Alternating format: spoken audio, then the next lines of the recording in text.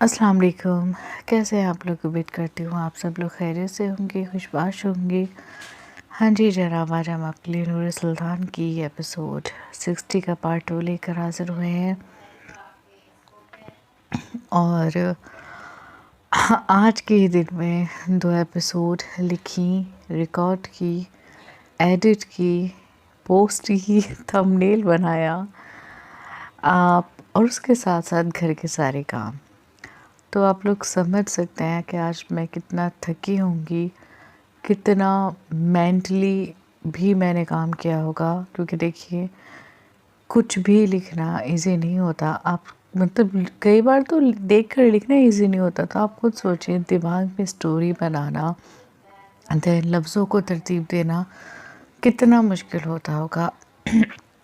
تو پلیز آپ سب لوگ میری محنت کی ذرا سی قدر کر کے بہت اچھا سا رسپانس دیجیے گا، اور نیکسٹ ایپیسوڈ کے لیے بہت اچھا رسپانس دیں۔ آپ لوگ اچھا رسپانس نہیں دیتے، مجھے لٹرلی ہرٹ ہوتا ہے۔ اتنی محنت کے عوض میں آپ لوگوں کی ایک لائک، ایک شیئر، کومنٹ نہیں کر سکتے، اینڈ اسٹل چینل پہ 44% لوگ نان سبسکرائبر ہیں۔ اگر آپ لوگ سبسکرائب کر لیں گے تو کیا چلا جائے گا یار آپ کا؟ پلیز جنہوں نے سبسکرائب نہیں کیا وہ چینل کو سبسکرائب کریں، تھینک یو۔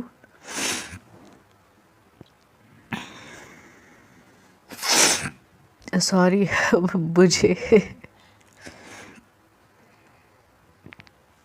بہت بری حالت ہو رہی ہے۔ مبارک ہو، بہت بہت مبارک ہو، چاروں طرف مبارکباد کا شور اٹھا تھا۔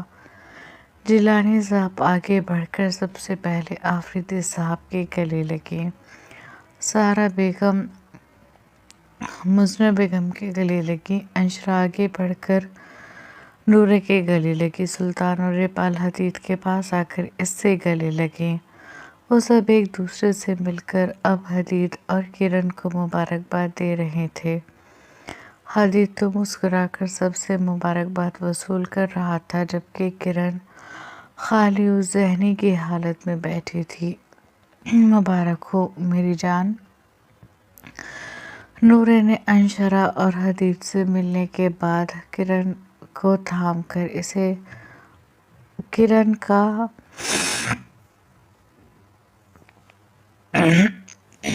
ہاتھ تھام کر اسے اٹھایا اور اسے اپنے سینے سے لگا لیا۔ وہ بنا کسی احساس کے اس کے سینے سے لگی رہی۔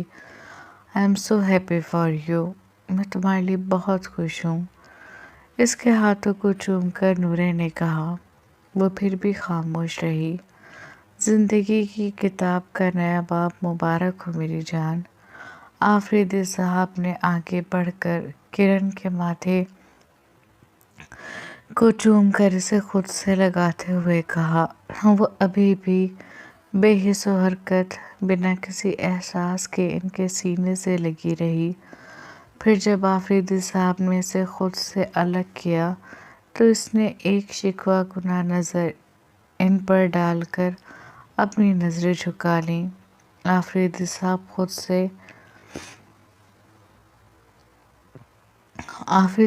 چور سے ہو کر پیچھے ہوئے۔ شکریہ بہت بہت ہماری بات ماننے کا، مزنہ بیگم نے اس کے پاس آ کر اس کے کان میں آہستہ سے کہا، اور پھر اسے خوب دعائیں دے کر اسے اپنے سینے سے لگا لیا۔ کرن کو اس وقت اپنا آپ پتھر کی مانند لگ رہا تھا، جس پر کسی چیز کا اثر نہیں ہو رہا تھا، نہ کسی کی باتوں کا، نہ کسی کی مبارکباد کا، نہ خوشی کا، نہ غم کا، کسی چیز کا احساس نہیں ہو رہا تھا۔ ایسے اس وقت صرف ایک احساس تھا کہ ان لوگوں نے جو اس کے اپنے ہیں کس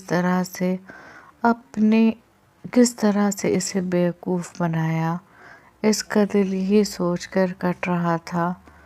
سو finally you are officially my بھابھی جان، انشرا نے آہستہ سے اس کے گھونگھٹ کو اٹھا کر اس کے جھکے چہرے کو ٹھوڑی سے پکڑ کر اٹھاتے ہوئے کہا۔ اس کے بچے الگ خوش ہو رہے تھے، انہیں مامی جو مل گئی تھی۔ اس وقت کرن کمال ضبط کا مظاہرہ کر رہی تھی، ورنہ دل میں جو آگ لگ رہی تھی، ذہن میں جو جھکڑ چل رہے تھے، اگر وہ خود پر ضبط کھو دے تو اس وقت سب کے ہنستے مسکراتے چہرے لمحے بھر میں اذیت کا شکار ہو جائیں۔ اگر وہ اپنے اندر سلگتے الاو کو باہر نکال دے تو سب کے سب اس میں جھلس کر بھسم ہو جائیں۔ لیکن اس کے باپ کا چہرہ بار بار اس کی آنکھوں کے سامنے آ رہا تھا، اور ایک اسی شخص کی وجہ سے وہ اپنے آپ پر ضبط کر رہی تھی، اور سب سے بڑا ضبط اس شخص کو اپنے برابر میں اپنے شوہر کی حیثیت سے بیٹھے دیکھنا تھا، جس کے لیے اس کے دل میں فی الحال نفرت کے الاو جل رہے تھے۔ وہ نظر جھکائے ہوئے تھی جب ریبال اس کے پاس آیا اور اسے خود سے لگا لیا۔ ابو نے تمہارے لیے صحیح فیصلہ کیا ہے کرن، اسے خود سے لگا کر ریبال نے کہا، جس پر کرن نے نظریں اٹھا کر اسے دیکھا۔ مجھے آپ سے یہ امید نہیں تھی بھائی۔ اتنی دیر بعد اس کے لب ہلے بھی تو اپنے بھائی سے شکوے کے لیے۔ وہ گہرا سانس بھر کر رہ گیا۔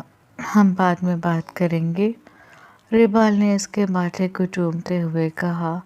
پھر پورا خاندان ان کو مبارکباد دینے اسٹیج پر آیا۔ فوٹو سیشن ہوئے۔ فوٹوگرافر اور ویڈیوگرافر کے بار بار کہنے کے باوجود بھی کرن نے اپنا جھکا سر نہیں اٹھایا۔ اسے ڈر تھا کہ وہ اپنا چہرہ اٹھائے گی اور لوگ اس کے چہرے سے اس کے دل کی حالت جان جائیں گے، اور فی الحال وہ اتنے لوگوں میں کوئی تماشا نہیں چاہتی تھی۔ اس کے اور حدید کے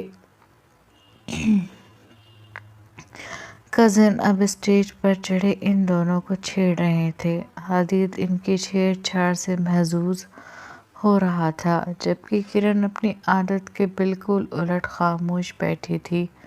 حالانکہ کسی کو بھی اس کے خاموش بیٹھنے کی امید نہیں تھی، کیونکہ خاندان میں کسی کو بھی اس بات کا علم نہیں تھا کہ کرن اس رشتے سے خوش نہیں ہے، بلکہ کئی لوگوں نے تو باقاعدہ دبے لفظوں میں یہ پسند کی شادی قرار دی تھی، اور اسی حساب سے وہ کرن کے ری ایکشن کا سوچے بیٹھے تھے۔ لیکن یہاں تو وہ خاموش مورت بنی بیٹھی تھی۔ حدید نے ایک بار بھی اس کی طرف نہیں دیکھا تھا، نہ ہی اس سے بات کرنے کی کوشش کی تھی۔ اسے پتہ تھا اس وقت اس کے ذہن میں کیا چل رہا ہوگا، یا اس کا دل اس وقت کیا سوچ رہا ہوگا۔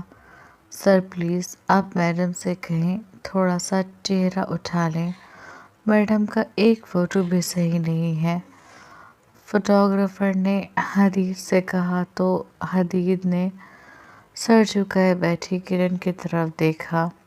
سنا تم نے فوٹوگرافر کیا کہہ رہے ہیں؟ یہ پہلی بار تھا جب حدید نے مدھم لہجے میں رسانیت سے کہا تھا، شاید اس لیے کیونکہ اسے پتہ تھا اس وقت وہ کن حالات سے گزر رہی ہوگی۔ مجھے نہیں کھنچوانے فوٹو، اس نے دبے لفظوں میں غرا کر انکار کیا۔ تمہارے منع کرنے سے کچھ نہیں ہوتا مسز حدید جیلانی، چلو اٹھو، فوٹو سیشن کراتے ہیں۔ اپنی سرپرائز نکاح کی ہر یاد کو خوبصورت بناتے ہیں۔ حدید نے اسے اپنے نام کے ساتھ جوڑ کر اس کا ہاتھ تھام کر اسے اٹھایا اور فوٹوگرافر سے کہہ کر لان میں ہی ایک طرف فوٹو شوٹ کرانے چل دیا۔ کرن کا دل چاہ رہا تھا کہ وہ اس سے ہاتھ چھڑا کر کہیں دور بھاگ جائے جہاں اسے کوئی نہ ڈھونڈ سکے۔ وہ اسے لیے लॉन के एक कोने में आ गया। लॉन के कोने में नर्म धूप फैल रही थी। पेड़ों के दरमियान से छन छन कर आती हुई किरण के सुर्ख दुपट्टे पर सुनहरी रोशनी बिखर रही थी। हदीद ने सबसे अलग इस खामोश गोशे को फोटोशूट के लिए चुना था, जहां सिर्फ हवा की सरगोशियां थी और दिलों की धड़कन का शोर। किरण खामोश खड़ी थी, इसकी नज़रें ज़मीन पर थीं, चेहरे पर नाराज़गी और गुस्से की हल्की सी परछाई, जिसे दिल मानने को तैयार नहीं, ज़हन कबूल करने को तैयार नहीं। इस गुलाबी आउटफिट में वो इतनी हसीन लग रही थी कि खुद हदीद की सांस जैसे रुक गई थी। किरण, वो धीरे से बोला, मगर इसने कोई जवाब नहीं दिया। कैमरामैन ने इन्हें पोज देने के लिए कहा और हदीद ने नरमी से आगे बढ़कर इसके करीब आकर इसका घूंघट थोड़ा सा उठाया। जैसे ही घूंघट ऊपर हुआ, हदीद की आंखें पल भर को ठहर गई। इसके सामने वो चेहरा था जिसे वो बहुत बार देख चुका था, मगर आज पहली बार इस चेहरे को अपनी बीवी के रूप में देख रहा था। हवा हल्की सी चली, किरण के बालों की चंद लटें इसके गालों से छू गईं। हदीद ने बिना कुछ कहे बस एक गहरी सांस ली। किरण ने ज़रा सा चेहरा ऊपर उठाया और इनकी नज़रें मिली। वो लम्हा जैसे ठहर गया। ना कोई बोला, ना कुछ हुआ, बस निगाहों के बीच गुस्सा और नाराज़गी का समंदर बह गया। हदीद के लबों पर एक बदहम से मुस्कुराहट आई। इतनी नाराज़ क्यों हो किरण?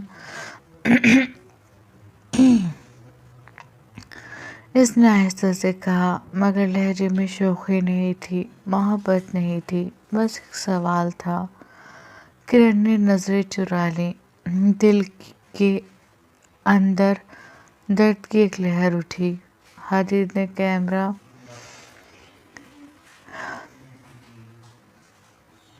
कैमरामैन से आहिस्ता से कहा, 1 मिनट, बस एक तस्वीर लेना।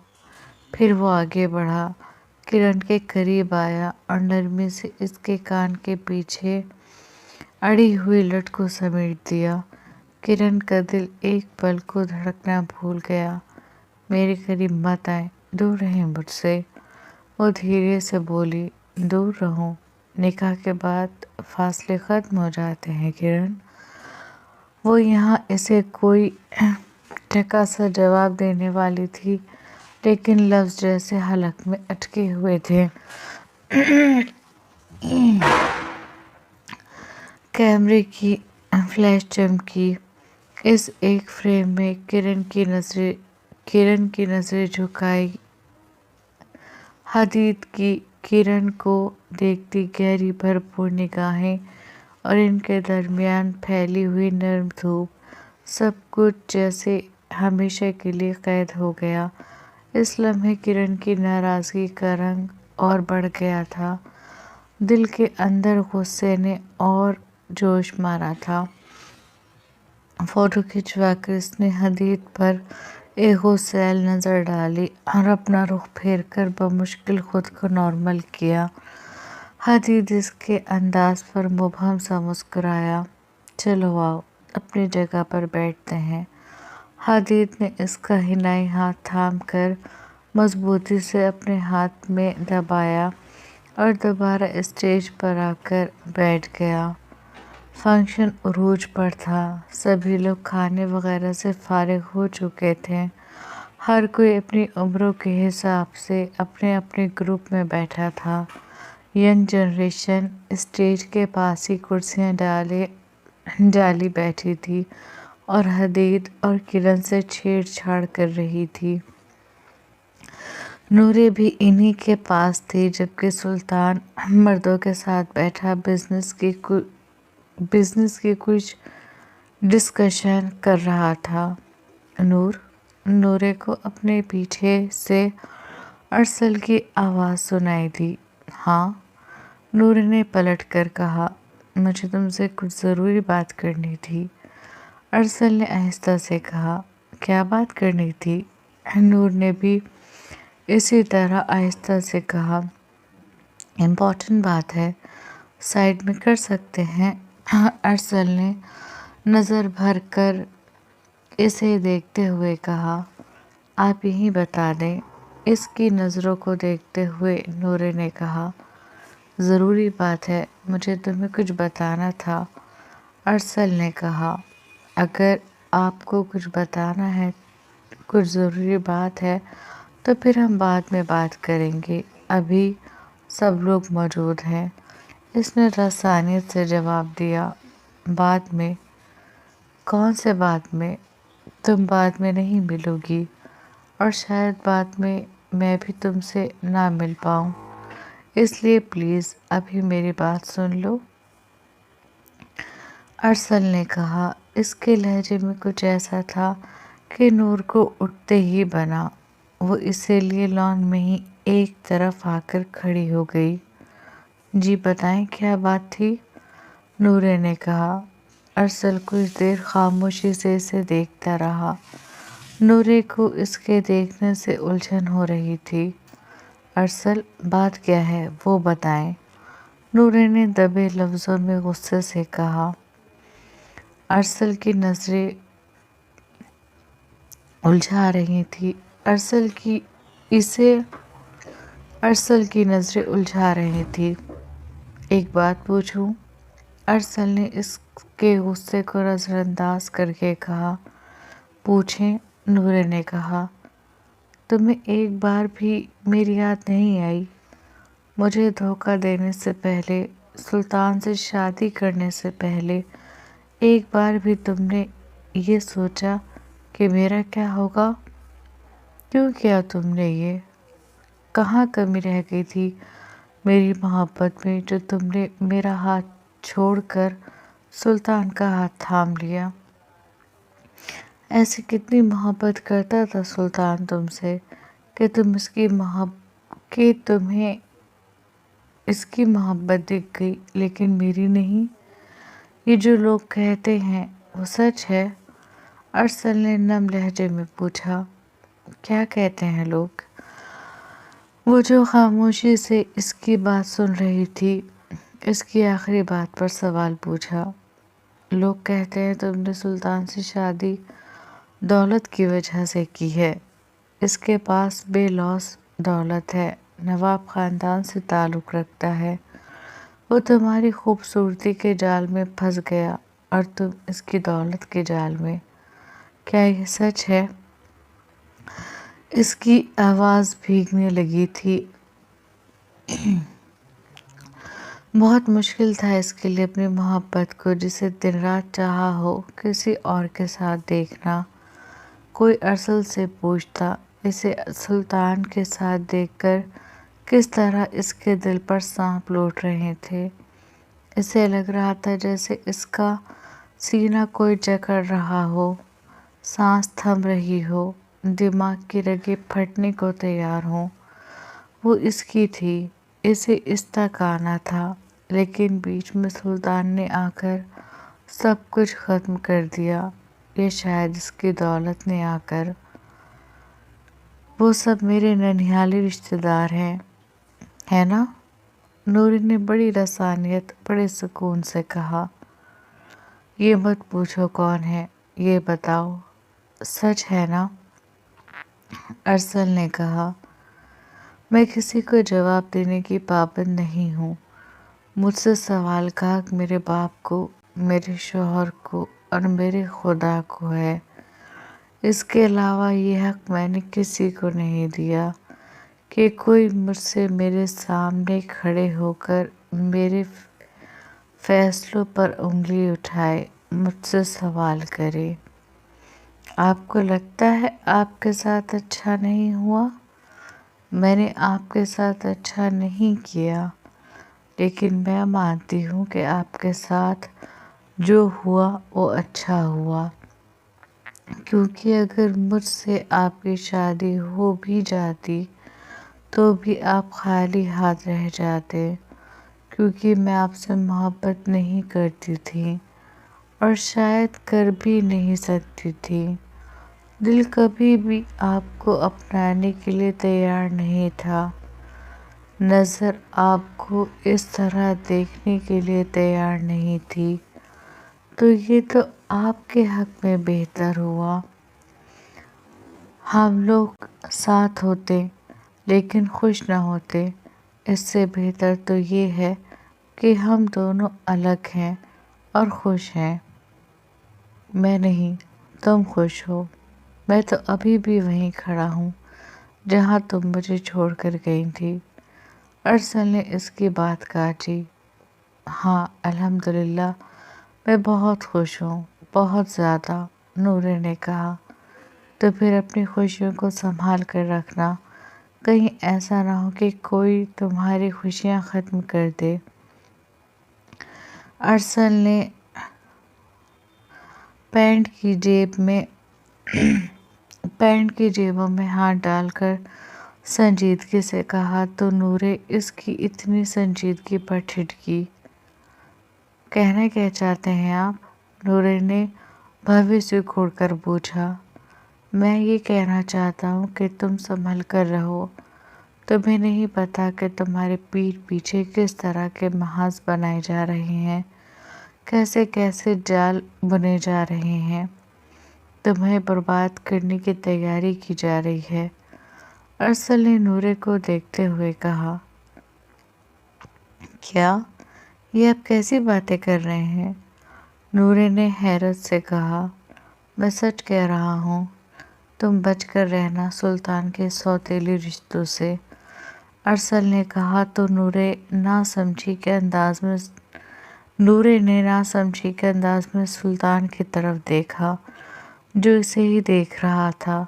سلطان کے چہرے پر سنجیدگی کے آثار تھے، آنکھوں میں ناراضگی کا ہلکا سا عنصر تھا۔ اگر آپ مجھے کھل کر بتائیں گے تو زیادہ اچھا ہوگا۔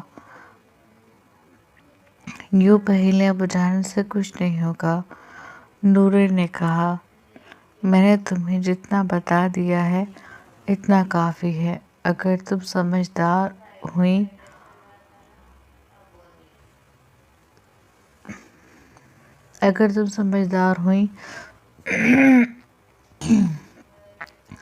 تو میری انہی باتوں سے سمجھ جاؤ گی کہ میں کیا کہنا چاہتا ہوں، ارسل نے کہا۔ وہ اسے سچ کیسے بتا سکتا تھا؟ اگر وہ اسے بتا بھی دیتا، جو باتیں رئیس اور شہریار کے درمیان ہوئیں تو وہ اس سے پوچھتی کہ اسے یہ سب کیسے پتہ چلا، اور پھر وہ اسے کیا جواب دیتا۔ اگر سچ بولتا تو شاید نور زندگی بھر اس کی شکل تک دیکھنے کی روادار نہ ہوتی۔ ارسل، آپ کیا کہہ رہے ہیں؟ مجھے آپ کی بات کی سمجھ نہیں آ رہی، نور نے الجھتے ہوئے کہا کہ تبھی سلطان اپنی طرف آتا دکھائی دیا۔ کیا باتیں ہو رہی تھیں؟ سلطان نے آ کر نورے کے کندھے پر ہاتھ رکھ کر پوچھا۔ کچھ نہیں، بس ایسے ہی، بہت دن بعد نورے سے ملاقات ہوئی ہے تو پرانی باتیں کر رہے تھے، ارسل نے کہا۔ ملاقاتیں جلدی بھی ہو سکتی ہیں، آپ گھر آ سکتے ہیں، آپ کی اپنی بہن کا گھر ہے، آ کر جتنی چاہیں اتنی باتیں کریں، سلطان نے ٹھنڈے ٹھاٹھ لہجے میں کہا۔ جی ضرور، ارسل نے بمشکل اپنے لہجے کی ناگواری کو چھپاتے ہوئے کہا۔ تم اپنا دھیان رکھنا اور میں نے جو کہا ہے اس پر غور کرنا، کہہ کر ارسل وہاں سے چلا گیا۔ اس کی بات پر سلطان نے نور کی طرف دیکھا۔ پتہ نہیں کیا کہہ رہے تھے، میری سمجھ میں تو کچھ نہیں آیا، نورے نے ناسمجھی سے کہا۔ آپ کو ان کی بات سننے کی ضرورت ہی نہیں ہے، چلیں یہاں سے، سلطان نے کہا اور اسے لیے ایک طرف چل دیا۔ نور کو لے جاتے ہوئے اس نے شہریار کو دیکھا، پھر آنکھ کے اشارے سے کچھ کہا جس پر شہریار نے سکون کا سانس لیا۔ شہریار پورے فنکشن میں ارسل کی نظروں کو خود پر محسوس کر رہا تھا۔ جب وہ سلطان کے ساتھ کھڑا باتیں کر رہا تھا تو ارسل اسے جس نظروں سے دیکھ رہا تھا وہ سمجھ گیا تھا کہ وہ کیا سوچ رہا ہے، اور پھر جب وہ نورے کو لے کر ایک سائڈ گیا تو اس کا دماغ ٹھٹک گیا، اور پھر نورے کے چہرے کے بدلتے زاویے کو دیکھ کر وہ سمجھ گیا کہ وہ ضرور شہریار کے متعلق ہی اسے کچھ بتا رہا ہوگا۔ سلطان بھی ارسل اور نورے کو بات کرتے دیکھ چکا تھا، پھر شہریار کے دیکھنے اور آنکھوں ہی آنکھوں میں کچھ کہنے پر وہ ان سب کے درمیان سے اٹھ کر نورے کے پاس آ گیا۔ سلطان، پتہ نہیں ارسل یہ کیوں کہہ رہے تھے کہ میں آپ کے سوتیلے رشتوں سے بچ کر رہوں؟ نورے ارسل کی اس بات کے جال میں پھنسی ہوئی تھی۔ سلطان نے اس کی بات پر گہرا سانس لیا۔ سچ شکر ارسل نے اسے کچھ نہیں بتایا۔ اس نے شکر کا کلمہ پڑھا اور آہستہ سے بولا، پوری دنیا کو سوتیلے رشتے ایک ہی آنکھ سے نظر آتے ہیں۔ انہیں لگتا ہے سوتیلے رشتے ہمیشہ نقصان پہنچاتے ہیں، لیکن ہمارے کیس میں ایسا نہیں ہے۔ سلطان نے اس کے بازو کو سہلاتے ہوئے کہا، وہی تو، شہریار تو کتنے اچھے ہیں آپ کے ساتھ، اور جہاں تک رہی حاشی ردا کی بات، وہ آپ سے بات نہیں کرتے، لیکن برے تو وہ بھی نہیں ہیں، اور ممی بھی ٹھیک ہے، نور نے ایک کرسی پر بیٹھتے ہوئے کہا۔ ہاں، ہمارے سارے رشتے بہت اچھے ہیں، اور اسپیشلی آپ، سلطان نے اس کے سامنے بیٹھ کر اس کے دونوں ہاتھوں کو اپنے مضبوط ہاتھوں میں تھام کر کہا، کنٹرول کیجیے گا نواب صاحب، یہاں لوگ موجود ہیں۔ سلطان کی آنکھوں کی بڑھتی چمک کو دیکھتے ہوئے نور نے ہنس کر کہا، افسوس، سلطان نے بے چارگی سے کہا۔ نور کو ہنسی آ گئی۔ ارسل نے آنکھوں کے نم گوشوں سے ان دونوں کو دیکھا تھا۔ شام کے 6 بج رہے تھے۔ فنکشن خیر و عافیت سے نبٹ چکا تھا۔ سبھی لوگ اپنے اپنے گھر کو چلے گئے تھے۔ سلطان کی فیملی بھی چونکہ صبح ہی رامپور سے آئی تھی، تھکی ہونے کے باعث وہ بھی خان مینشن چلے گئے تھے۔ حدید کی فیملی کو البتہ آفریدی صاحب نے روک لیا تھا۔ اب انہیں کرن سے بھی تو بات کرنی تھی، جو کسی سے بات کرنے پر راضی نہیں ہو رہی تھی۔ اس کی ناراضگی جائز تھی، اور وہ لوگ اس سے بات کر کے اس کی ناراضگی کو ختم کرنا چاہتے تھے، لیکن وہ کسی کی طرف دیکھ تک نہیں رہی تھی۔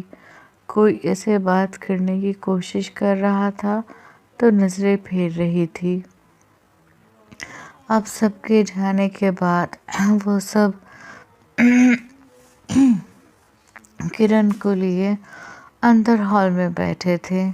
کرن کی آنکھیں پانیوں سے لبالب بھری ہوئی تھی، لیکن ہونٹوں پر ایسا قفل لگا تھا جیسے کچھ نہ کہنے کا ارادہ کر کے بیٹھی ہو، اور فی الحال کچھ نہ کہنا ہی بہتر تھا، کیونکہ اسے پتہ تھا اگر اس کی زبان کھلے گی تو پھر اسے اپنی زبان پر قابو کرنا مشکل ہو جائے گا۔ اور بات یہاں پھر وہی اس کے باپ کی عزت کی تھی، اس کے بڑوں کی عزت کی تھی۔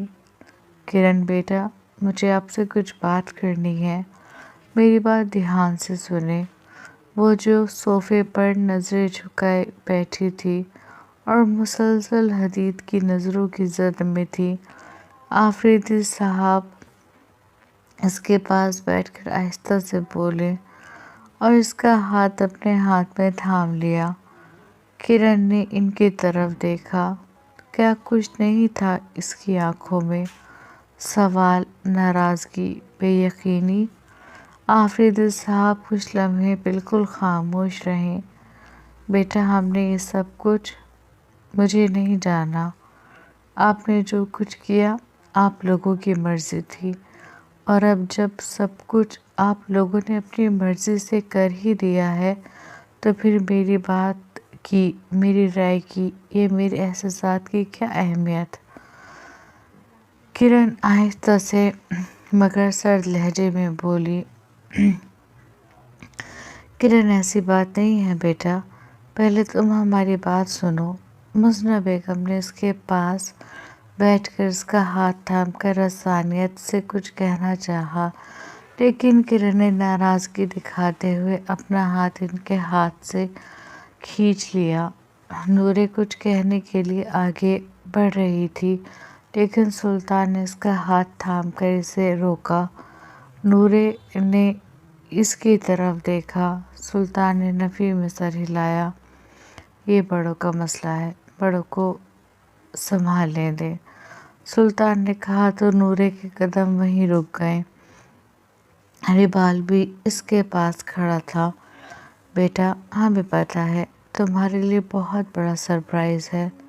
سرپرائز؟ اسے آپ سرپرائز کہیں گے؟ یہ شوق ہے میرے لیے، میری زندگی کا سب سے بڑا فیصلہ آپ نے یوں اچانک مجھ سے بنا پوچھے لیا۔ مجھ سے پوچھنا تو دور کی بات، مجھے بتانا بھی ضروری نہیں سمجھا۔ اتنی غیر اہم ہو گئی میں آپ کے لیے؟ وہ آفریدی صاحب کی آنکھوں میں دیکھتے ہوئے اداسی سے پوچھ رہی تھی۔ سنہری آنکھوں میں آنسوؤں کا ریلا آیا تھا۔ سب اس کی بات خاموشی سے سن رہے تھے، اور حدید صرف خاموشی سے سن نہیں رہا تھا بلکہ اس کی باتوں کو اپنے ذہن میں محفوظ کر رہا تھا۔ اس کی ایک نظر کرن پر تھی۔ نہیں میری جان، ایسی کوئی بات نہیں ہے، تم تو میری جان ہو، میرے دل کا ٹکڑا ہو، تم غیر اہم کیسے ہو سکتی ہو؟ آفریدی صاحب نے اسے کولیوں سے بھرتے ہوئے کہا۔ نہیں ہوں میں آپ کی جان، میں کسی کی جان نہیں ہوں، کسی کے دل کا ٹکڑا نہیں ہوں، میں غیر اہم چیز ہوں۔ تبھی تو میری زندگی کا اتنا بڑا فیصلہ آپ نے مجھ سے بنا پوچھے، مجھے بنا بتائے کر دیا۔ کیا ملا آپ کو یہ سب کر کے؟ آپ لوگوں کو پتہ ہے مجھ پر کیا گزری ہے؟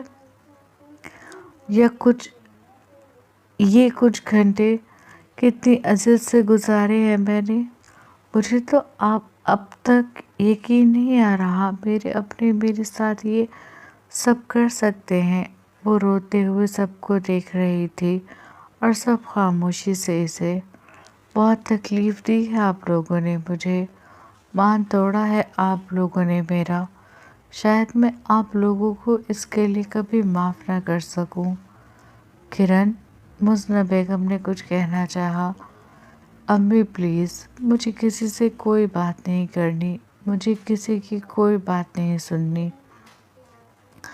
آپ لوگوں کو جو بہتر لگا آپ نے وہ کیا، آگے مجھے جو بہتر لگے گا میں وہ کروں گی۔ جس طرح میں خاموش رہی، آگے آپ لوگ خاموش رہیں گے۔ اس نے کہا تو سب اس کی بات پر چونک کر اسے دیکھنے لگے۔ حدید نے بھویں سکوڑ کر اسے دیکھا۔ سب کو لگا تھا وہ چیخے گی، چلائے گی، غصہ کرے گی، لیکن وہ تو بڑی خاموشی سے بہت تھوڑی بات کر کے، لیکن اپنی آخری بات سے سب کے دل کو دہلاتی اٹھ کر جا رہی تھی۔ سب اسے دیکھ رہے تھے۔ کرن کا ذہن اب پوری طرح مفلوج ہو چکا تھا۔ وہ مفلوج ذہن کے ساتھ آگے بڑھ رہی تھی کہ تبھی اسے زور کا چکر آیا اور وہ لہرا کر زمین بوس ہو گئی۔ کرن سب ایک آواز کے ساتھ اس کی طرف لپکے تھے۔ کرن سب سے پہلے حدید اس تک پہنچا۔ اس نے ایک دم اسے اپنے بازوؤں میں بھرا اور اس کا گال تھپ تھپانے لگا۔ کرن، حدید نے بے چینی سے اسے پکارا۔ کرن میری جان، آفریدی صاحب، مزنہ بیگم، ربال، نورے، سلطان، حدید کے گھر والے سب چاروں طرف جمع ہوئے پریشانی سے کرن کو پکار رہے تھے۔ کرن کا کمرہ کہاں ہے؟ اسے کمرے میں لے کر چلیں۔ حدید نے آفریدی صاحب سے پوچھا۔ اوپر، جواب نورے نے دیا۔ اس کے جواب دیتے ہی حدید نے اس کے نازک وجود کو اپنے بازوؤں میں بھرا اور سیڑھیوں کی طرف بڑھ گیا۔ سب اس کے پیچھے پیچھے تھے۔ سیڑھیاں چڑھ کر نورے نے آگے بڑھ کر کمرے کا دروازہ کھولا۔ حدید اندر داخل ہوا اور اسے بیڈ پر لٹا دیا۔ اے سی آن کریں۔ اسے بیڈ پر لٹا کر اس کے پاس بیٹھ کے اس کی ہتھیلیوں کو سہلاتے ہوئے حدید نے کہا تو ربال نے اے سی کا ریموٹ اٹھا کر اے سی آن کر دیا۔ سب کی حالت کرن کی حالت کو دیکھ کر غیر ہو رہی تھی۔ حدید نے بیڈ سائڈ پر رکھی کانچ کی بوتل کھول کر اس میں سے پانی نکالا اور کرن کے چہرے پر چھڑکا۔ کرن اٹھیں، پھر اس کی گردن میں ہاتھ ڈال کر ایک مخصوص رگ کو سہلانے لگا۔ کرن آنکھیں کھولے۔ وہ اس وقت کرن کو ڈاکٹر بن کر ٹریٹ کر رہا تھا۔ کیا ہو گیا ہے کرن کو بیٹا؟ سارا بیگم نے روتے ہوئے پوچھا۔ جیلانی صاحب ان کو تھامے انہیں چھپانے کی کوشش کر رہے تھے، لیکن کرن کی حالت دیکھ کر انہیں خود کو سنبھالنا مشکل ہو رہا تھا۔ کچھ نہیں ہوا موم، ٹینشن کی وجہ سے بے ہوش ہو گئی ہے، حدید نے اس کی شہرک کو مسلتے ہوئے کہا۔ کرن میری جان، آنکھیں کھولو۔ مزنہ بیگم روتے ہوئے اس کے تلوے سہلا رہی تھی۔ امی پلیز روئیں مت، کرن ٹھیک ہو جائے گی، ربال نے انہیں سمجھایا، حالانکہ وہ بھی اپنی بہن کی حالت دیکھ کر پریشان ہو رہا تھا۔ سلطان، میری بہن، نورے بھی روتی ہوئی اس کو دیکھ رہی تھی۔ سلطان اسے سنبھال رہا تھا۔ کیا آپ سب لوگ یہاں سے جا سکتے ہیں؟ حدید نے پلٹ کر سب کو دیکھتے ہوئے کہا۔ سب نے اس کی بات پر ایک دوسرے کو دیکھا۔ لیکن آفریدی صاحب اسے دیکھ رہے تھے۔ انکار کا کوئی جواز نہیں بنے گا، میں شوہر ہوں ان کا، حدید نے آفریدی صاحب کے دیکھنے پر کہا۔ ضروری ہے؟ انہوں نے پوچھا۔ جی، اور دونوں لحاظ سے ضروری ہے۔ میڈیا کے لیے کہا گیا، میڈیکلی بھی اور ایموشنلی بھی۔ ڈاکٹر ہونے کے ناطے بھی مجھے انہیں دیکھنا ہے اور ایک شوہر ہونے کے ناطے بھی۔ آپ لوگ انہیں اس طرح سے نہیں سمجھا پائیں گے جس طرح سے میں انہیں سمجھا پاؤں گا، یا ہم دونوں ایک دوسرے سے بات کر پائیں گے۔ آئی ہوپ آپ سب میری بات سمجھ رہے ہوں گے، حدید نے سنجیدگی سے کہا۔ ٹھیک ہے حدید، جیسا آپ کو ٹھیک لگے، سلطان نے کہا تو آفریدی صاحب نے اس کی طرف دیکھا۔ اس کے دیکھنے پر سلطان نے پلکوں کو جنبش دی۔ ان کے دیکھنے پر سلطان نے پلکوں کو جنبش دی۔ پھر وہ سب لوگ کمرے سے نکل گئے۔ رہ گئے تو کرن اور حدید اور لمبی خاموشی جو جب تک رہنی تھی جب تک کرن کو ہوش نہیں آ جاتا۔ سب کے جانے کے بعد حدید اٹھا اور دروازہ اندر سے لاک کر کے دوبارہ کرن کے پاس آ کر بیٹھ گیا۔ پھر آہستہ سے اس کی گردن میں ہاتھ ڈال کر اس کا چہرہ اٹھایا اور اس کی شہرک کو بائیں انگوٹھے سے سہلاتے ہوئے دھیرے دھیرے سے پکارنے لگا، کرن اٹھو۔ کرن کی بے ہوشی لمبی ہوتی جا رہی تھی، اور ایسا تب ہوتا ہے جب انسان زیادہ ذہنی دباؤ کا شکار ہوا ہو۔ حدید اسے پکارتا دوبارہ اس کا سر تکیے پر رکھ کے اسے دیکھنے لگا، اور پھر اپنا دایاں ہاتھ اس کی گردن کے پیچھے والے حصے پر رکھ کر اسے دبانے لگا۔ کچھ دیر بعد کرن کی پلکوں میں جنبش ہوئی۔ اس کی پلکوں میں جنبش دیکھ کر حدید نے سکون کا سانس خارج کیا۔ کرن آنکھیں کھولو۔ وہ دوبارہ اس پر جھکا، آہستہ آہستہ اس کے گال کو تھپ تھپاتے ہوئے بولا تو کرن نے کئی مرتبہ آنکھیں کھول کر بند کی۔ کچھ دیر وہ خالی اس ذہنی کی حالت میں اپنے اوپر جھکے حدید کو دیکھتی رہی، پھر ایک ایک کر کے ہر بات اسے یاد آنے لگی۔ اس کے اندر ہمت نہیں تھی، لیکن اس کے باوجود اس نے پوری طاقت سے حدید کے سینے پر ہاتھ رکھ کر اسے خود سے دور کیا تھا۔ اسے خود سے دور کر کے وہ ایک جھٹکے میں اٹھ کر بیٹھی۔ کرن آرام سے۔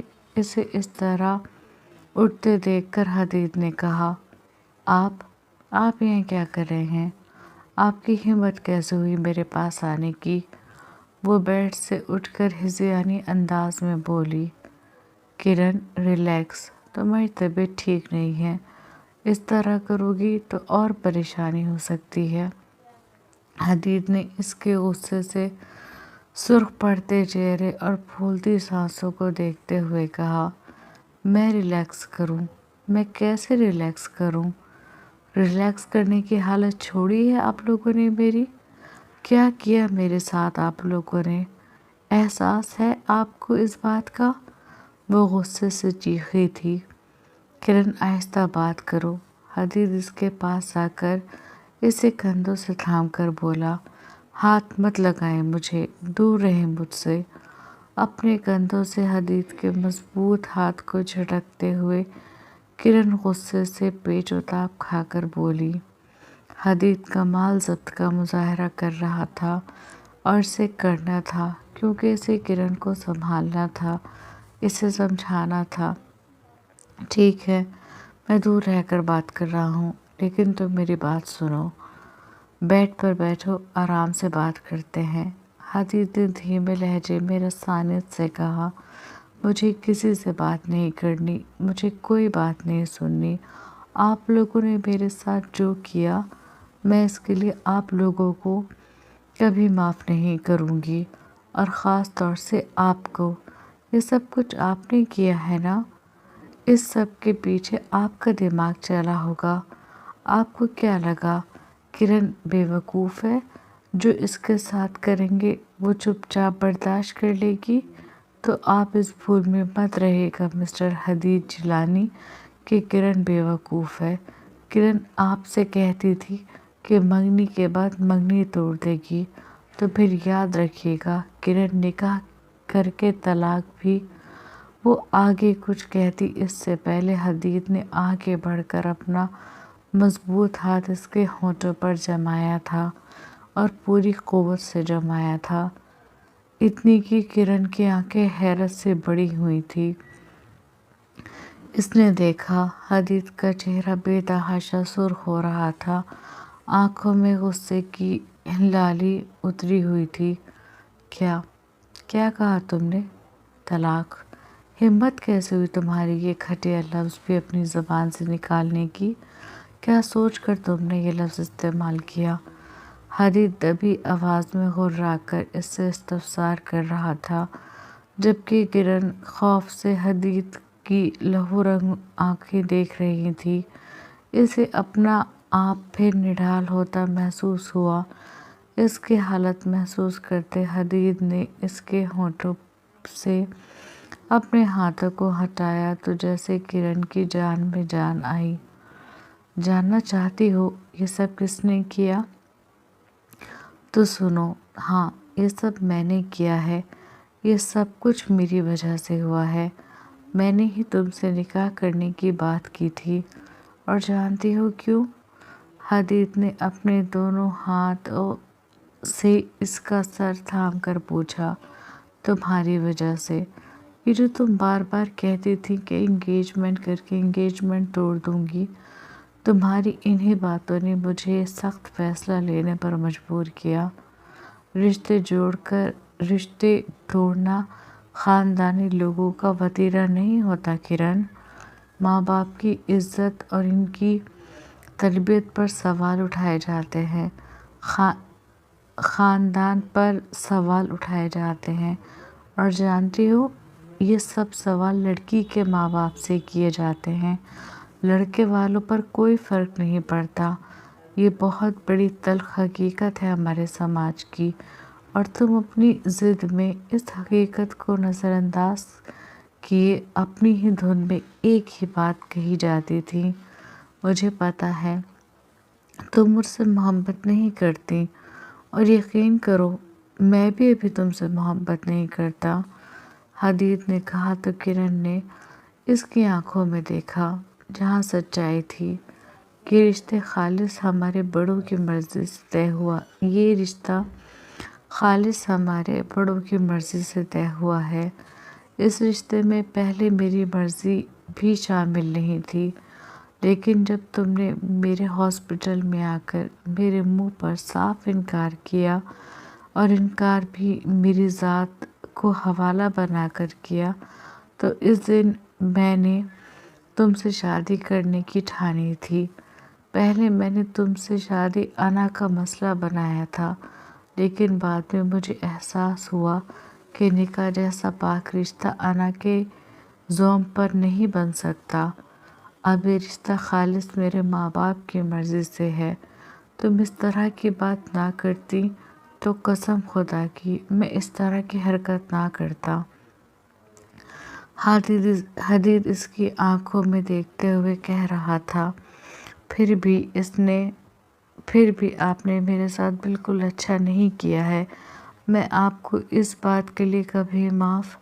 کرن کچھ کہتی اس سے پہلے حدید نے اس کی گردن میں ہاتھ ڈال کر اس کے ہونٹوں پر اپنے ہونٹوں کا قفل لگایا تھا۔ کرن کی آنکھیں حیرت جذبات سے بڑی ہوئی تھی۔ حدید اس کے نرم و ملائم لبوں پر اپنے سلگتے لب رکھے انہیں چوم رہا تھا۔ کچھ لمحے کرن کچھ بھی سمجھنے سے قاصر رہی، لیکن اپنے ہونٹوں پر بڑھتی حدید کی شدت کو محسوس کرتے اس نے بے اختیار حدید کے کرتے کو سینے سے اپنی مٹھیوں میں جکڑا تھا۔ آئندہ کبھی تمہارے منہ سے ایک گھٹیا لفظ نہ سنوں، وہ اس کے بالائی لب کو چومتے ہوئے بولا۔ ابھی ہم ایک دوسرے سے محبت نہیں کرتے، لیکن اب ہمارے درمیان ایک مضبوط رشتہ قائم ہو چکا ہے، ہمیں اس رشتے کو نبھانا ہے۔ اب وہ اس کے نچلے لب کو اپنے لبوں میں بھرتا کہہ رہا تھا، اب تم میری بیوی ہو، تم پر میرا تم سے زیادہ حق ہے، تمہارے وجود پر، تمہارے جسم کے ایک ایک حصے پر، تمہارے روم روم پر، تمہاری روح پر، تمہاری سوچ پر، سب پر صرف حدید جیلانی کا حق ہے، اور جو میرا ہے اس کے لیے میں بہت پوزیسو ہوں۔ حدید اس کی سانسوں میں سانسیں الجھائے بے تابانہ اسے چومتے ہوئے بھاری گمبھیر آواز میں کہہ رہا تھا، اور کرن دم سادھے اسے سن رہی تھی۔ جاری ہے، کل ایپیسوڈ انشاءاللہ یہیں سے سٹارٹ ہوگی۔ آج 2 ایپیسوڈ لکھی ہیں اور اس وقت میں بہت زیادہ تھک گئی ہوں۔ اب میرے اندر اس طرح اور میری لکھنا کیا چاہ رہی تھی میں، اب میرے اندر اس طرح کی لکھنے کی ہمت نہیں ہے۔ انشاءاللہ کل کو یہیں سے ایپیسوڈ سٹارٹ کریں گے۔ ابھی تو ان دونوں کے بہت پیارے پیارے سین لکھنے ہیں، اور اس کے اور ان کو لکھنے کے لیے مجھے ٹائم چاہیے جو فی الحال میرے پاس نہیں ہے، تو آپ لوگ کل تک صبر کریں، اچھا رسپانس دے، سب لائک شیئر کمنٹ کریں گے، اور جنہوں نے سبسکرائب نہیں کیا وہ سبسکرائب کریں گے۔ چلیے ملتے ہیں نیکسٹ ایپیسوڈ میں، اپنا دھیان رکھیے گا، اپنوں کا دھیان رکھیے گا، اللہ حافظ۔